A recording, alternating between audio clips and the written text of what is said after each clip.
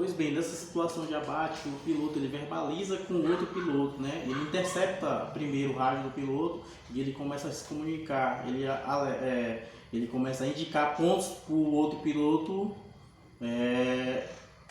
aterrissar. Ele diz: olha, você está entrando no espaço aéreo brasileiro, você tem que voltar, ou se não tiver combustível, talvez alguma coisa assim, ou você aterrissa no próximo aeroporto. Ele vai indicando o aeroporto pro cara aterrissar. Se o cara não obedecer, ele vai dizer: olha, você não obedeceu aqui a aeronáutica brasileira, eu vou dar um disparo para você entender, um disparo de advertência para você entender que você está entrando no espaço aéreo brasileiro e no próximo disparo vai ser na sua aeronave. Ele dispara. Se o cara não continuar obedecendo, aí vai ter a situação de que ele vai abater a aeronave, né? Como já aconteceu, né, várias situações no Brasil. Pode dar um Google aí que vai ter várias situações.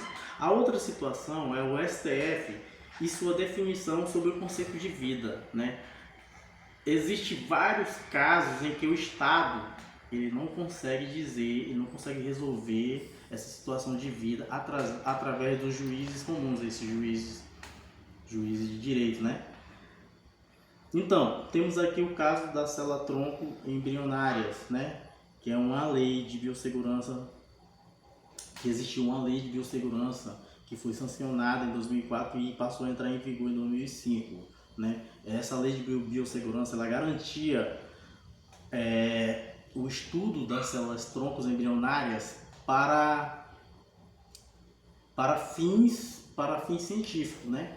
Então, o Ministério Público Federal, na época, ela entrou com a ADI, que é uma ação direta de inconstitucionalidade, né? Foi um ADI 3.510, onde ele alegava que feria com o princípio da dignidade da pessoa humana essa questão de utilizar as células-tronco embrionárias, né? Por quê? Porque a lei brasileira não permite morte no Brasil. Então isso aí foi levado, essa discussão foi levada adiante até que chegou o Ministério Público Federal. Ela tentou embargar essa lei de biossegurança, né?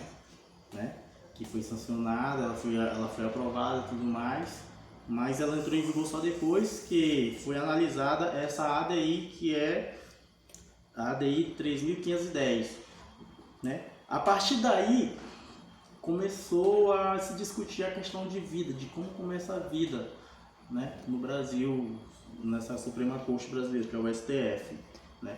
O Ministério Público de um lado, o Ministério Público Federal tentando questionar essa situação de células-tronco. Por quê? Porque o que é que acontece? Nós temos um Código Civil brasileiro. O Código Civil brasileiro, ele diz que, né, o cara adquire personalidade quando nasce com vida e a lei resguarda o direito do nascituro, né? A lei resguarda o direito do nascituro. Então, o nascituro é o cara que ele pela teoria concepcionista, ele nasce da união do espermatozoide com o óvulo da mulher, né? Ali começa a situação do nascituro, pela lei.